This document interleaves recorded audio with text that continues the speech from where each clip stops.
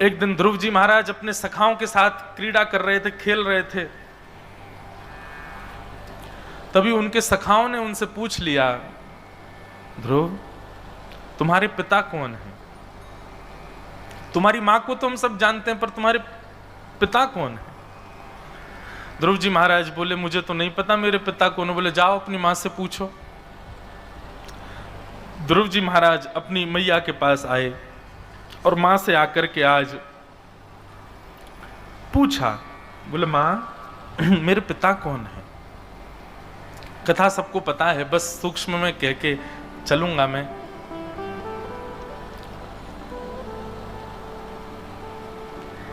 मां ने दिखाया, इस सामने जो महल है ना ध्रुव, यहां के जो राजा हैं वही तुम्हारे पिता हैं। एक दिन इच्छा हुई ध्रुव जी के मन में, और पिताजी की गोद में बैठने का भाव रख के, पिताजी को देखने का भाव रख के महल में प्रवेश कर गए। और जैसे ही महल में प्रवेश किया, अपने पिता को देखा और पिता की गोद में जब छोटी मां के पुत्र का दर्शन किया, ध्रुव जी महाराज व्याकुल हो गए। बालक का स्वभाव है, अपने पिता या मां के गोद में दूसरा बालक दिखे तो बालक से स्वीकार नहीं होता। ध्रुव जी महाराज और आतुरता होकर के अपने पिता के समीप जाने लगे। मैं भी बैठूंगा गोद में। छोटी मां ने आकर के रोक दिया, आकर के कहा, कहां जा रहे हो? बोले, पिताजी की गोद में बैठूंगा। बंधु, ये पिताजी की गोद में बैठना, राज्य गद्दी पर बैठना, ये ध्रुव जी का पूर्व जन्म से ही ऐसा भाव था। ऐसा कथा बताते हैं कि श्री ध्रुव जी महाराज पूर्व जन्म में एक राजकुमार थे और एक दिन विरक्त होकर के भगवत प्राप्ति के लिए वन में चले गए। और वन में जाकर के उन्होंने खूब तपस्या की भगवत प्राप्ति के लिए, खूब भजन किया।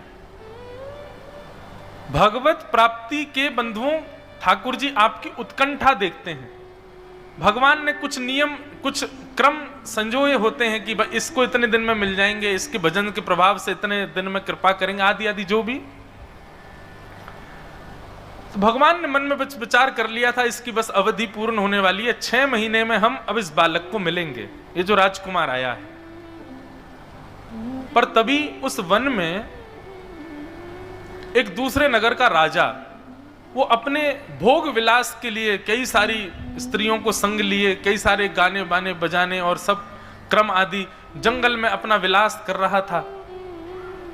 रात भर नृत्य होता था, राजा बैठ करके देखता था। और वहीं समीप में ही ये राजकुमार तप कर रहे थे। इन्होंने जब रात्रि में शोर संगीत सुना, रात्रि भर नाच गान हो रहा है, तो इन्होंने जाकर के देखने का प्रयास किया।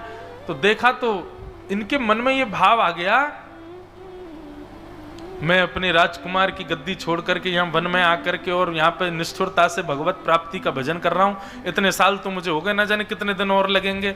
अगर मैं भी अभी राजकुमार ही होता तो मैं भी ऐसे भोग विलास कर रहा होता, इतना आनंद कर रहा होता, प्रेम से भोजन कर रहा होता, पा रहा होता, नाच रहा होता, गा रहा होता। किसी अन्य के भोग्य वस्तु को देख करके हृदय में भोग उत्पन्न हो गया। और बस उसी समय जीवन में जितना उन्होंने तप किया था, बस 6 महीने का तप रह गया था, 5 महीने का तप रह गया था, उसमें उतने और कर ले तो भगवान मिलने ही वाले थे उनको। लेकिन भोग्य वस्तु के प्रति आकर्षित होकर के और उन्होंने उसी के अपना तप छोड़ दिया। उसी का परिणाम कि ध्रुव जी को अपने इस जन्म में 5 महीने में भगवान मिल गए, क्योंकि 5 महीने का ही भजन शेष था पूर्व जन्म से। और दूसरा, प्रारंभ में ये पिता की गोद में बैठने की इच्छा, ये इनका पूर्व से ही ऐसा भाव था कि मैं राजकुमार होता। तो इसलिए यह भावना भी उनके बार बार चित्त में प्रकट हो रही थी। बंधुओं, इससे ये बात निश्चित होती है कि कई बार संसार के विषयों के प्रति आपका मन यदि आतुर होता है तो निश्चित है इस जन्म में तो आपने ऐसा कुछ किया नहीं, फिर क्यों हो रहा है? ये आपके पूर्व देह में ऐसी प्रवृत्ति थी, इसी कारण से वो इच्छा हो रही है। ये आपकी इच्छा नहीं है, ये पूर्व देह की इच्छा है, पूर्व कर्मों की इच्छा है। उसको पूर्ण मत कीजिए, उसके प्रति आसक्त मत होइए। और जिस भाव के प्रति आकृष्ट होकर के आप भजन छोड़ दो, जिस भाव के प्रति आकृष्ट होकर आप सेवा छोड़ दो, कथा छोड़ दो, समझ लेना ये तो पूर्ण रूपेण पूर्व जन्म में मेरी मृत्यु का कारण ही यही भाव था, यही संसार का भोग था, इसी की वजह से भगवान नहीं मिल पाए मुझे, इसका तो विष के समान त्याग करना है मुझे, ऐसी भावना होनी चाहिए। मान लीजिए आप भक्त बन गए, आप कथा सुनने लगे, सेवा हो रही है ठाकुर जी की, पर एक ऐसी कोई चीज, ऐसा कोई व्यवहार या ऐसा कोई सांसारिक भाव आता है, उसके आगमन होते ही, चाहे आप कथा में हो चाहे आप सेवा में हो, सबका त्याग कर देते हो उसके आते ही, तो इसका मतलब क्या है? वो इतना बलवान है कि आपका भजन छुड़वा देता है, तो निश्चित ही यही आपके पूर्व जन्म में मृत्यु का कारण था, इसी कारण से भगवत प्राप्ति नहीं हुई। इसीलिए इस जन्म में शेष भजन तो आप कर रहे हो, पर बार बार वो आकर के बीच में सता रहा है, उसको स्वीकार मत कीजिएगा। ध्रुव जी महाराज की तो भगवत प्राप्ति में बाधा ही राज्य गद्दी थी, उनकी इच्छा हो गई दोबारा से राज्य गद्दी पर बैठने की, इसी वजह से भगवान नहीं मिले, और इस जन्म में भी वही भाव उत्पन्न हो रहा है। परंतु तभी बीच में आकर के मां ने रोक दिया, ध्रुव कहां जा रहे हो? छोटी मां ने, मैं पिता की गोद में बैठूंगा। बोले क्यों बैठना है? बोले मेरे पिता हैं इसलिए। बोले वो तुम्हारे पिता तो हैं, पर मैं तुम्हारी मां तो नहीं हूं ना, और इस गद्दी पर बैठने का अधिकार उसी को है जो मेरे गर्भ से जन्म लेगा। जाओ वन में जाओ, वन में जाकर के भगवान का भजन करो, और भगवान जब प्रसन्न होकर के कहें वरदान मांगो, तो भगवान से मांगना छोटी मां के गर्भ से मेरा जन्म हो जाए, मेरे गर्भ से उत्पन्न होकर के जब आओगे तब बैठोगे इस राज्य गद्दी पर। मां ने फटकार दिया, डांट दिया, ध्रुव जी महाराज वहां से चले गए, अपनी मां के पास जाकर के रोए। ध्रुव जी महाराज ने कोई बहुत शिकायत नहीं की अपनी मैया से जाकर के, बस रोने लगे। मां ने पूछा क्या बात है? तब ध्रुव जी ने नहीं, दासी ने आकर के बताया। बोले आज छोटी मां ने बहुत डांटा और उनसे कह दिया कि वन में जाओ, वन में जाके भगवान का भजन करो, प्रसन्न होकर वरदान मांगने को कहें तब कहना छोटी मां के गर्भ से जन्म लूं। वैष्णव व्यक्ति का, बालक का स्वभाव होता है, वो अपनी तरफ से अपने ऊपर घटने वाली घटनाओं का ज्यादा प्रस्तुतिकरण या ज्यादा उसका उल्लेख नहीं करता, वो गोपनीय रखता है। ध्रुव जी महाराज ये शिकायत करना, चुगली करना, ये वैष्णव के लक्षण नहीं है। ध्रुव जी ने नहीं कहा मां से, किसी ने आकर के बताया, तब मां ने ध्रुव जी को समझाया, ध्रुव तुम क्यों इतने विचलित हो गए अपनी मां की बात से? बोले मां मैंने तो कुछ कहा नहीं, मैं तो बस गया था पिता की गोद में बैठने के लिए। क्यों? उन्होंने ऐसा क्यों कहा कि तुम वन में जाओ, वन में जाके भगवान का भजन करो, वरदान के रूप में कुछ और नहीं, ये मांगना कि मेरे गर्भ से जन्म लो। तो ध्रुव जी की मैया कहती हैं, ध्रुव मां ने क्या क्या कहा, उस क्या क्या में क्या स्वीकार्य है और क्या त्याज्य है, इस पर बुद्धि घुमाओ। सामने वाला कुछ भी परोसे, पर हम वही लेते हैं जो हम पा सकते हैं। ऐसा थोड़ी जितनी सामग्री रसोई में हम सब पा लेंगे, और यदि ऐसे आप हैं तो भैया फिर ठीक है, बढ़िया ही है, फिर तो सब पा सकते हो। तो लेकिन हम बस वही स्वीकार करते हैं जो हमको रुचिकर लगे या जितना हम पा सकें, जो हम पा सकें।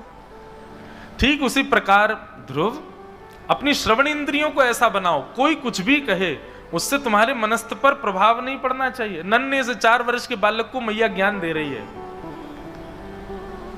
गोद में बैठा करके कहती हैं, मां ने कहा वन में जाओ, भजन करो, भगवान प्रकट हो जाएं तो उनसे कहना कि मैं छोटी मां के गर्भ से जन्म लूं।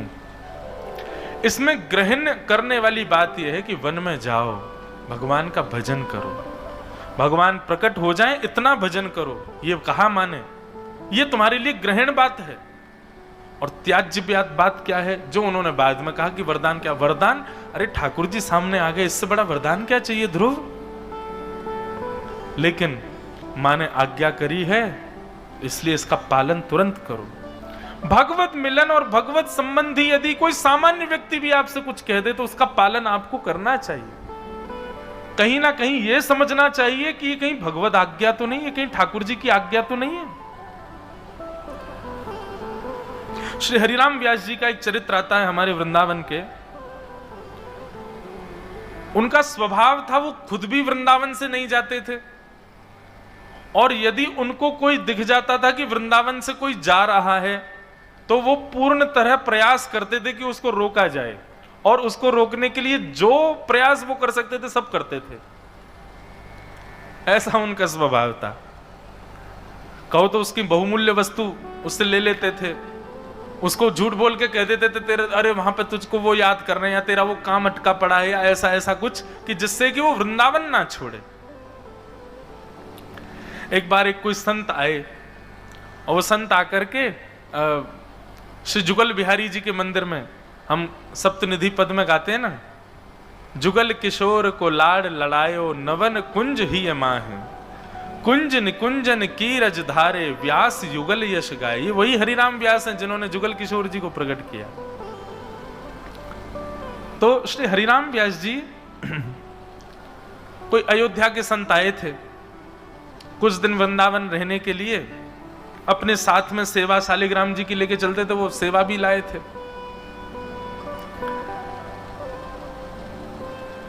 जुगल किशोर जी के बगल में ही शालिग्राम जी को विराजमान कर दिया। अब वो रोज पद गा के सुनाते थे श्री जुगल किशोर जी को। व्यास जी को बड़ा सुख मिलता था, बोले बहुत अच्छा, ठाकुर जी की राग सेवा हो जाती है इससे। लेकिन एक दिन वो महात्मा उठे और कहने लगे व्यास जी अब बहुत दिन हो गए वृंदावन में, अब हमको हरिद्वार जाना है, फिर हरिद्वार से हम बद्रीनाथ, केदारनाथ, गंगोत्री, यमुनोत्री जाएंगे, फिर हम वापस अयोध्या जाएंगे, तीर्थ यात्रा पे निकले हैं। हरिराम व्यास जी बोले तुम वृंदावन छोड़ के जाना चाहते हो? यहां क्या कमी है? ये भोजन की व्यवस्था, सब व्यवस्था। बिल्कुल इस भाव में तो हम ये कह सकते हैं कि हरिराम व्यास जी जैसा ही स्वभाव हमारे दत्त महाराज जी का है, बिल्कुल ऐसे ही है महाराज जी। यहां से कोई जावे को बात कह दे, बस उसको कहेंगे क्या कोई अव्यवस्था, भोजन प्रसाद है, सब है, रहने की सब व्यवस्था, तुम्हारे खाने पीने, गोदावरी जी का स्नान है, क्यों जाना है? पिछली बार मैं भी आया था तो 2 दिन में जा रहा था, महाराज जी मुझको भी आज्ञा करते नहीं अभी रुको, पूर्णिमा करके जाओ। मैं तो फिर आगे कुछ क्रम थे तो निकल गया, नहीं तो महाराज जी की तो यही आज्ञा थी मत जाओ। अभी भी मैं देखता हूँ पलस्कर गुरु जी आदि सब बताते हैं, बोले हम आए महाराज जी की आज्ञा होगी, नहीं यही रहना है, सब व्यवस्था यही है। हमारे भैया उनकी सेवा 2 बार तो दत्त प्रभु के चरणों में यहाँ हो चुकी है, रोज वहां होती है। बेचारे कहीं कार्यक्रम होता करके फिर आ जाते, महाराज जी के यहीं रहो, 1 मास कल्प यहीं रहो, कोई दिक्कत नहीं, कहीं जाना नहीं है। यही स्वभाव श्री हरिराम व्यास जी का था। वृंदावन से जाता हुआ उनको कोई दिख जाता था तो उसके चरणों तक में गिर जाते थे, बोले वृंदावन छोड़ के मत जाओ। महात्मा कहने लगे मैं तो हरिद्वार जाऊंगा, तो बद्रीनाथ, केदारनाथ सब जगह जाऊंगा। हरिराम व्यास जी 4 दिन तक तो उनको टालते ही रहे। अच्छा वो जा क्यों नहीं रहे थे? शालिग्राम जी तो भीतर बैठे जुगल किशोर जी के पास, उनको दें तो वो जाएं। अब इससे हमारे दत्त महाराज जी और इनको भी युक्ति मिल जाएगी, किसी की कोई बहुमूल्य वस्तु दत्त भगवान के पास ही रख देंगे, बोले जब तक ये मिलेगी नहीं जा ही नहीं सकता था। कहीं हमारे लाल जी को नहीं बैठा दें भीतर। अब नहीं जा पाओगे, जब लाल जी मिलेंगे तब जाओगे। आज मैं भी कितना पागल हूं खुद ही बता दे रहा हूं।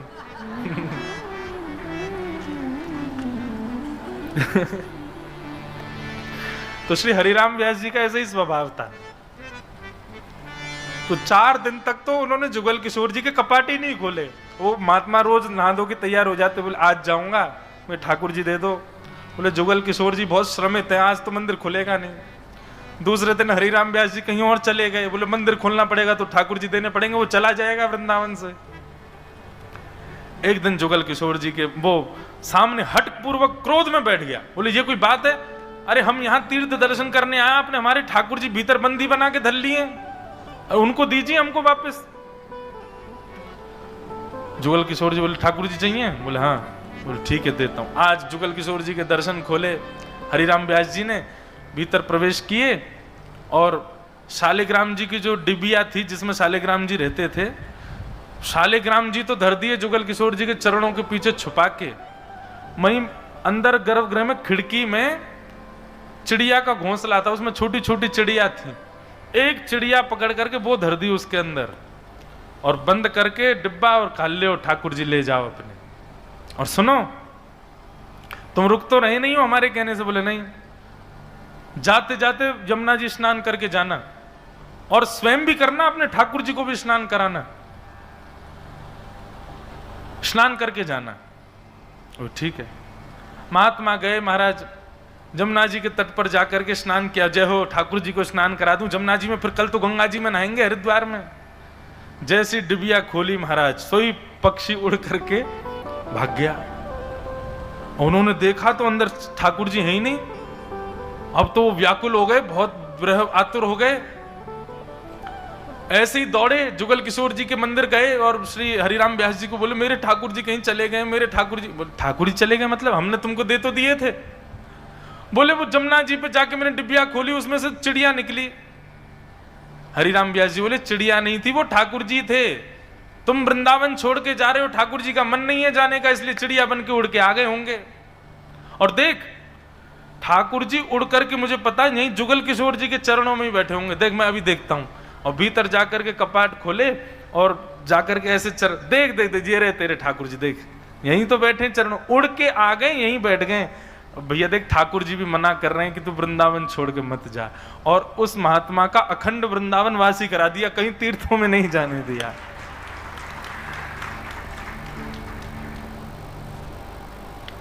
आज से दत्त महाराज जी लिस्ट बनाएंगे, अखंड दत्त धाम किसको देना है।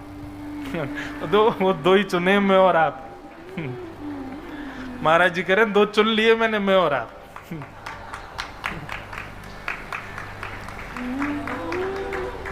महाराज जी ऐसा कर ले, सुबह मेरी कथा, शाम को हम जीवन भर यही कथा ही करते रहे। जाको सुनने यहीं आके सुन जाओ। हमारी माता जी भय के कारण कथा नहीं सुन रही है मेरी। बोले 1 महीना को तो गया है, एक दिन बोल रहा था 4 महीने की करूंगा, एक दिन कह रहा था जो है 1 संवत्सर की करूंगा। अब तो मई रहवे की मन है गोया को। शाम को महाराज जी वीडियो कॉल करती है मैया, वो मुझे ऐसे देखती हैं। वो क्यों? बोले कि मुंह तो देखो ही ना जावे। अच्छा, कल एक बहुत सुंदर भाव, अनुष्ठान में ऐसे रूप का क्या अभिप्राय है? हम जिस देव के लिए अनुष्ठान कर रहे हैं, उस अनुष्ठान में हम ऐसा रूप इसलिए बना लेते हैं ताकि हम किसी को प्रिय ना लगें, कोई हमसे रीझे ना। यह अनुष्ठान का नियम होता है। अनुष्ठान में हम किसी को अच्छे ना लगें, कोई हमारे प्रति आकर्षित ना हो, इसलिए ऐसा भेषभाव रखना चाहिए। तो श्री हरिराम व्यास जी का मंगल भाव, वैसे ही हमारे श्री दत्त महाराज हैं। अम्मों को अपने लाल जी छुपा के रखने पड़ेंगे, 10 दिन की कथा रह गई है, लेकिन महाराज जी बड़ा अनुग्रह करते हैं। फिर आएंगे जल्दी, फिर महाराज जी को कथा सुनानी तो है ही है जल्दी, अभी तो जाना है, आगे क्रम है बहुत सारे करने हैं। तो फिर महाराज जी 2 दिन बाद जाने दिया था हरिराम व्यास जी ने उनको, तीर्थ यात्रा के लिए गए थे वो। मैं बहुत भयभीत हो गया ये कथा सुना के। हैं? नौका विहार। सावधान रहियो भैया सब रे, नौका विहार में ठाकुर जी अंतर ध्यान हो सकते हैं। अच्छा, मेरे तो ऐसे अंतर ध्यान हो जाएंगे, इनके कैसे करूंगा मैं? अच्छा, खुद के ठाकुर जी तो ऐसे बढ़िया अंदर सिक्योरिटी में रखें, कोई जा ही ना सके भीतर। अब वो इनके अलावा कोई पे उठेंगे भी नहीं, लेकिन ठीक है। महाराज जी कृपा करेंगे, अनुग्रह करेंगे। लाल जी को घर की याद आती है, महाराज जी मैया दादा सब बैठे हैं। अब इस विषय में हम आप कमरा में चर्चा कर लेंगे, हैं? नहीं, यहाँ तो मैं बताते ही चला जाऊंगा कोई ना कोई भाव। तो मैं ये कथा क्यों सुना रहा था? श्री हरिराम व्यास जी, पता नहीं किस विषय क्यों आई ही क्यों ये कथा मेरे मन में, मुझे समझ नहीं आ रहा है। ध्रुव जी महाराज हाँ, मैया समझा रही है ध्रुव जी को, और ध्रुव जी को बैठा करके कह रही है कि ध्रुव, सदैव अपने श्रवण इंद्रियों में एक भाव रखो, क्या? वही सुनो जो भगवत संबंधी हो, भगवत संबंधी कार्य के लिए। हाँ, ये कह रहा था कि भगवत संबंधी कार्य के लिए यदि आपको कोई सामान्य व्यक्ति भी कह दे तो उसको भगवान की ही आज्ञा मानिएगा, ठाकुर जी की ही आज्ञा मानिएगा। महाराज जी मुझसे कहेंगे कि रुक जाओ, तो ये दत्त भगवान की आज्ञा, मैं कहूंगा महाराज जी जानो तो ये गिरधर लाल की आज्ञा। अभी दोनों ही भिड़ लेंगे आपस में, कौन की आज्ञा है? तो दोनों भगवान की आज्ञा। तो भगवत आज्ञा मानिए। कभी कोई सांकेतिक रूप से भी यदि आपसे कहे कुछ भी भगवत संबंधी भाव, इसको भगवत आज्ञा मानो। ध्रुव, छोटी मां के मुख से ये बात निकलना कि तुम वन में जाओ और भगवान का जाकर के भजन करो, अरे मां तो ये भी कह सकती थी कि चलो मैं तुमको गोद ले रही हूं, आज से तुम मेरे पुत्र हो, सदा के लिए तुम उनके ही पुत्र हो जाते तो भी संभव हो सकता था। लेकिन एक मां को प्रसव धारण करना और फिर बालक को जन्म देना, यह भी कष्टदायी होता है। कोई मां ये कैसे कह सकती है कि मैं पुनः प्रसव धारण करूं, तुम मेरे गर्भ में आओ तब तुमको जन्म दूंगी, तुम फिर बैठना। ये बाद की बात तो अपने मन से कही है, पर पूर्व की बात जो है, वन में जाओ भजन करो, ये भगवान की आज्ञा ही छोटी मां के मुख से निकली है। ध्रुव, तुम उसको भगवत आज्ञा मानो। वो छोटी मां नहीं है तुम्हारी, वो साक्षात ठाकुर जी ही बोले हैं उसके मुख से। इतना विश्वास रखो कि भगवत आज्ञा, भगवत संबंधी कोई बात कह दे तो मतलब समझो भगवत आज्ञा है, ठाकुर जी की आज्ञा है। और जुनो, तुम जब वन में जाओ ना ध्रुव, तो छोटी मां को एक बार दंडवत करके जाना, प्रणाम करके जाना। क्यों? मैं तो केवल सत्संग तक लेकर के गई हूं, कथाओं में लेकर के गई हूं, पर उसने तो सीधे भगवान के पास जाने की आज्ञा करी है। जाओ। मां हो तो ऐसी, किसी से बैर ना सिखाए, किसी से निंदा। एक बात सदैव याद रखना बंधु, बच्चों को बैर होता थोड़ी है, बच्चों के अंदर बैर नहीं होता, हम सिखाते हैं उनको बैर करना। ध्रुव जी की मैया ने कभी ध्रुव जी को बैर करना नहीं सिखाया। हम बड़े होकर के इतने दोषयुक्त क्यों हो जाते हैं? क्योंकि बाल्यकाल से हम में दोष भरे गए हैं। बालकों का निर्माण आपके हाथ में, बहुत ध्यान से किया करो बंधु। तो श्री ध्रुव जी महाराज वन की ओर निकल पड़े, मां को प्रणाम किया, छोटी मां को प्रणाम किया, और तभी वन में जा रहे नन्हे से ध्रुव जी, छोटे छोटे हाथ हैं, छोटे छोटे पांव हैं ध्रुव जी के, छोटे से ध्रुव जी हैं अभी। आकाश मार्ग से श्री नारद जी महाराज ने ध्रुव जी को देखा, और ध्रुव जी को देखते ही श्री नारद जी महाराज पधारे। बंधुओं, हमारे गुरुदेव आज्ञा करते हैं, पूज्य नाना जी भी आज्ञा करते थे, बोले जिस प्रकार सीधे प्रधानमंत्री नहीं मिलता, पहले उसके गण आदि सब मिलेंगे, उनसे वार्ता हो जाएगी, उनसे संबंध में तब प्रधानमंत्री मिलते हैं, ठीक वैसे ही ठाकुर जी स्पष्ट पहले नहीं मिलेंगे, पहले उनके वैष्णव मिलेंगे, पहले उनके भक्त मिलेंगे, पहले उनके भगवत जन मिलेंगे, और इन सबके मिलने के बाद फिर देवदूतों में श्री नारद जी महाराज मिलेंगे। नारद जी महाराज ही प्रमाण हैं कि अब ठाकुर जी मिलने वाले हैं। पर एक बात याद रखना, नारद जी 6 लक्षण देखते हैं, अगर इन 6 लक्षणों से युक्त हैं तो नारद जी सहायता करते हैं भगवत मिलन में। और 6 लक्षण कौन से? सबसे पहला उद्यम, मेहनती। आलसी होगा तो ये बात, आलसी व्यक्ति बिल्कुल गांठ बांध ले अपने पास में, कभी भी देवता उसकी कोई मनोकामना पूरी नहीं कर सकते। अगर वो कुछ भोग भी रहा है तो निश्चित ही उसके पूर्वजों का या उसके पूर्व जन्म का भोग रहा होगा, जल्दी खत्म होते ही वो बहुत बुरी स्थिति में जाएगा। आलस्य नहीं। सबसे पहला लक्षण देवता देखते हैं किसी की सहायता करने से पहले उद्यमशील है कि नहीं। उद्यमे नहीं सिद्ध्यन्ति कार्याणि न मनोरथै नहीं सुप्तस्य सिंहस्य प्रविश्यन्ति मुखे मृगा। शेर सोचे मैं मुंह खोल के बैठ जाऊं अपने आप हिरण आ जाए, कभी नहीं आएगा। शेर को जाना पड़ेगा, उद्यम करना पड़ेगा। तो सबसे पहले उद्यमी व्यक्ति। दूसरा, साहसी व्यक्ति, निडर जो है, जिसके अंदर किंचित भी संसार के प्रति या संसार के भावों के प्रति भय है, आज पता नहीं जाप करते करते एक मन में भाव आया कि आप अपने ठाकुर जी की सेवा कर रहे हो, और सेवा करते करते आपने पलक झपकी और पलक खोल करके देखी, मतलब एक क्षण, और तुरंत ही ठाकुर जी आपके जो थे वो चलने फिरने लगे, उनके हाथ पांव चलने फिरने लगे, वो अपनी गर्दन घुमाने लगे, तो हमारी पहली स्थिति क्या होगी? भय होगा कि प्रेम होगा? ये चिंतन आज जब के समय मन में आ रहा था, पता नहीं क्यों, और पता नहीं उत्तर के रूप में भय आया कि ठाकुर जी को अगर मान लो जैसे हमेशा रहते हैं वैसे ही ठाकुर जी हैं, और अचानक सेवा करते करते अचानक से ठाकुर जी के हाथ सीधे हो जाएं, ठाकुर जी सीधे हो जाएं, अपनी गर्दन घुमाने लग जाएं, हमको देख के मुस्कुरा जाएं, हम भयभीत हो जाएंगे। और ये भय होगा क्यों? भय का कारण क्या होगा? भय का कारण है हमारा अविश्वास, हमारा नित्य का ये अविश्वास है कि ठाकुर जी ऐसे ही रहने वाले हैं, ठाकुर जी कभी सीधे नहीं होने वाले। ये हमारी दृढ़ता है ठाकुर जी के प्रति, और एक अविश्वास है कि ये कभी सीधे नहीं होंगे। इसलिए वो दृढ़ता के कारण और अविश्वास के कारण ठाकुर जी का प्रथम चैतन्य होना, उसके बाद भले ही हम कैसे भी हो जाएं, पर एक पहला झटका जो हमको लगेगा वो भय का लगेगा। ये बात निश्चित है। आज जब के समय ये मन में भाव आ रहा था, और इससे मैं बड़ा व्याकुल हुआ कि ऐसा क्यों? हम तो इतना सब करते हैं, फिर भी भय क्यों आएगा? क्योंकि हमने ये बात अपने मन में मान रखी है कि सदा ऐसे ही रहने वाले, ये कभी अपनी स्थिति बदलने वाले नहीं हैं।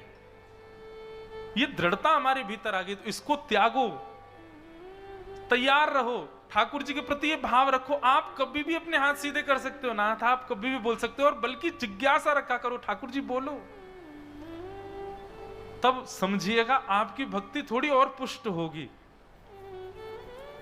ये जड़त्व बुद्धि निकालिए ठाकुर जी के प्रति, नहीं तो आप वो कहीं चलने फिरने लगे तो आप कमरा छोड़ के भाग ना जाओ कहीं वहां से, भय के कारण। इसलिए ये बात मन में आई कि देवता जिसकी सहायता करते हैं उसके अंदर पहला लक्षण होना चाहिए उद्यम, आलस्य त्यागा हुआ हो। दूसरा उसके अंदर साहस, निडर हो। भयभीत नहीं, संसार से तो दूर की बात, हम ठाकुर जी से डर जाएंगे।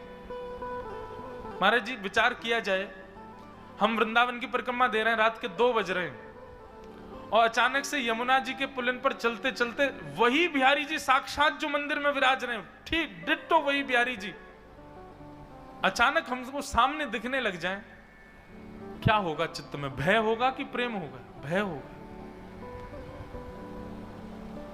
तो ये भय परिवर्तित हो, इस पर चिंतन कीजिए। और इसके लिए यही है कि आपको ठाकुर जी के प्रति जड़त्व बुद्धि निकालनी पड़ेगी, उनके प्रति चैतन्य भाव लाना पड़ेगा, तभी संसार का भय तो दूर होगा ही, ठाकुर जी का भय भी दूर हो जाएगा। नहीं तो कहीं ना कहीं उनसे भी भयभीत हैं। उद्यम, साहस, और तीसरा धैर्य, पेशेंस, सहन शक्ति। ये तीसरा लक्षण देखते हैं देवता। यदि किसी के अंदर धैर्य नहीं है, सहन शक्ति नहीं है, तो देवता उसकी सहायता नहीं करते, सहनशीलता देखते हैं। उद्यम देखेंगे, साहस देखेंगे, सहनशीलता देखेंगे, और फिर चौथा देखेंगे बुद्धि, यानी कि विवेक। सही और गलत दोनों रास्ते सामने पर ये किसको चुनता है? देवता ये दृष्टि देखते हैं। एक तरफ तो इसको भोग मिल रहा है, एक तरफ इसको अत्यंत श्रम करना पड़ेगा, ये किसको चुन रहा है? एक तरफ इसको जो चाहिए वो मिल रहा है, एक तरफ इसके लिए जो जरूरी है वो मिल रहा है, ये किसको चुनेगा? ऐसी विवेक बुद्धि परखते हैं देवता हमारी।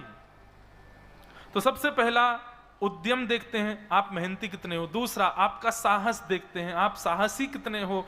तीसरा आपका धैर्य देखते हैं कि आपके अंदर सहनशीलता कितनी है। चौथा आप विवेकी कितने हो, सद असत के प्रति कितनी पहचान रखते हो।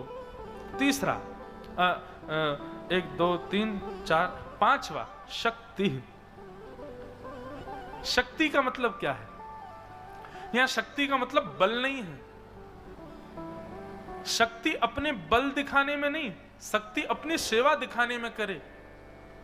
सेवा के प्रति, किसी के उद्यम के प्रति, किसी के परोपकार के प्रति, या फिर शक्ति दिखाने के लिए लोग प्रदर्शन ही करते हैं, पर अपनी शक्ति से, चाहे वो धन बल हो, चाहे वो तन बल हो, चाहे किसी भी प्रकार का बल उसके पास है, उस शक्ति से वो ठाकुर जी की सेवा करता है। धन ज्यादा है तो तीर्थों में लगा रहा है, धन ज्यादा है तो अनुष्ठान कर रहा है, धन ज्यादा तो ब्राह्मणों में वितरण करवा रहा है, धन ज्यादा दान पुण्य कर रहा है। ऐसे शक्ति का प्रदर्शन करे?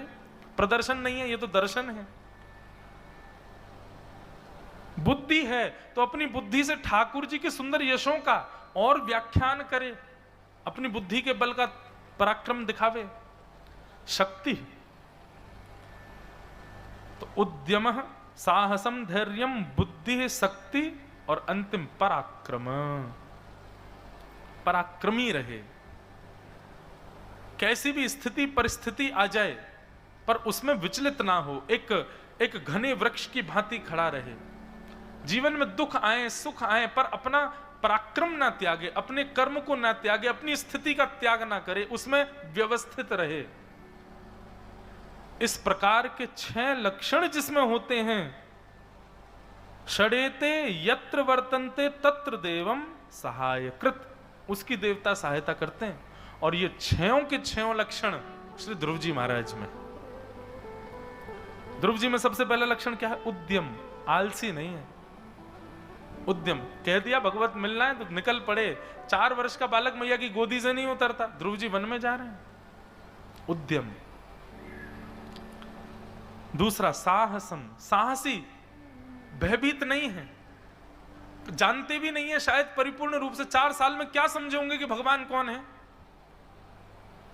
देखो एक बात और, अभी अभी मैंने प्रश्न किया कि ठाकुर जी चलने फिरने लगे अचानक से तो क्या होगा? भयभीत। अब ध्रुव जी की स्थिति देखना, जब ठाकुर जी ध्रुव जी के सामने आए तो ध्रुव जी की स्थिति क्या हुई? ऐसी स्थिति होनी चाहिए हमारी, उसके लिए भजन करना है। तो ध्रुव जी साहसी हैं, निर्भीकता से जा रहे हैं वन में। तीसरी बात, ध्रुव जी के चित्त में धैर्य है, व्याकुल नहीं है, विचलित नहीं है। ध्रुव जी विवेकी हैं, चाहते तो अपनी घर को मांग सकते थे, लेकिन नहीं, सब छोड़ करके वन में जा रहे हैं। विवेकी। शक्ति है, अपना जो भी उनके पास में बल है, क्या बल है उनके पास? छोटे 4 साल के बालक के पास क्या बल होता है? ना बुद्धि बल है, ना ज्ञान बल है, ना धन बल है, कुछ भी बल नहीं है। लेकिन फिर भी वे एक आत्मसत्ता है, यही बल लेकर के जा रहे हैं कि मैं एक जीवात्मा हूं और मेरा मिलन परमात्मा से होगा, इसीलिए मैं आया हूं।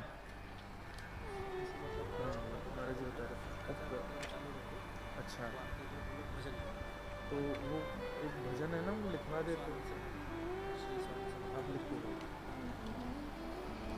शक्ति, छोटे बालक के पास क्या शक्ति रहती है? पर केवल यही बल लेकर के कि मैं एक जीवात्मा हूं, मेरा भगवत मिलन के लिए आना हुआ है, इसी बल को लेकर जा रहे हैं कि मैं जीवात्मा हूं। जीवात्मा का एक सूक्ष्म बल लेकर के जा रहे हैं।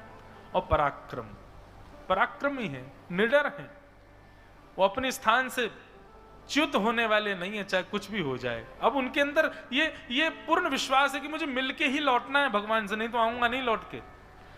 ये 6 लक्षण देख करके श्री नारद जी महाराज ने मन बनाया कि इस बालक से मुझे मिलना चाहिए। ये 6 लक्षण युक्त व्यक्ति हो जाए, उसके देव सहायक बनते हैं। फिर नारद जी महाराज प्रकट हो गए, प्रकट होकर के कहा, ध्रुव जी, अब कथाक्रम जल्दी कह देता हूं। नारद जी महाराज ने ध्रुव जी महाराज से पूछा, तुम वन में क्या कर रहे हो, वन में क्यों आए हो? ध्रुव जी महाराज ने बात बताई। नारद जी ने पहले प्रलोभन दिया, जाओ घर लौट जाओ, लेकिन ध्रुव जी नहीं गए। और ध्रुव जी के चित्त में यह भावना आई कि मेरी मां कहती हैं कि ठाकुर जी से पहले नारद जी मिलते हैं, कहीं आप नारद जी तो नहीं है? ध्रुव जी ने जैसे सुना कि अरे बालक तो बहुत जानकार है, श्री ध्रुव जी महाराज को एक सुंदर मंत्र प्रदान किया। भगवत प्राप्ति के लिए ध्रुव तुम्हारी सहायता करेगा। कि नमो भगवते तुभ्यं वासुदेवाय धीमहि प्रद्युम्नाय निरुद्धाय नमः संकर्षणाय च। ओम नमो भगवते वासुदेवाय। ध्रुव जी महाराज को ये द्वादशाक्षर मंत्र प्रदान कर दिया। ध्रुव जी महाराज नारद जी से उस द्वादशाक्षर मंत्र को लेकर के वन की ओर प्रस्थान कर गए। मधुवन में जाकर के श्री ध्रुव जी ने भगवान का भजन प्रारंभ किया। और कैसे भजन कर रहे हैं ये सुनो। तिरात्रांते तिरात्रांते कपित्थ बदरासन आत्मवृत्त्यनुसारेण माशं निश्चयन् हरिम्। प्रथम महीना प्रारंभ हुआ। बंधुओं, व्रत कैसे करना चाहिए ध्रुव जी से सीखो। व्रत का मतलब क्या होता है? मैं अपनी सुख की स्थिति का त्याग कर रहा हूं। क्यों? मुझे ये चाहिए, इसलिए व्रत होता है। मैंने बताया ना, अनुष्ठान में हम क्यों ऐसा वेश धारण, इसके पीछे ये भी है कि हम ठाकुर जी से कह रहे हैं, ठाकुर जी हमारे अंदर ये कामना है, इस कामना की पूर्ति करो, नहीं करो तब तक हम ऐसे ही रहेंगे। ये भाव होता है व्रत के प्रति, अनुष्ठान के प्रति। लेकिन हमारा तो एक ही व्रत है, हमारा तो एक ही अनुष्ठान है कि हमें नंद नंदन बस एक बार दर्शन दें, एक बार अनुग्रह करें, कृपा करें हमारे ऊपर, ठाकुर जी मिल जाएं हमें। उसी के लिए हम सब ये क्रम कर रहे हैं।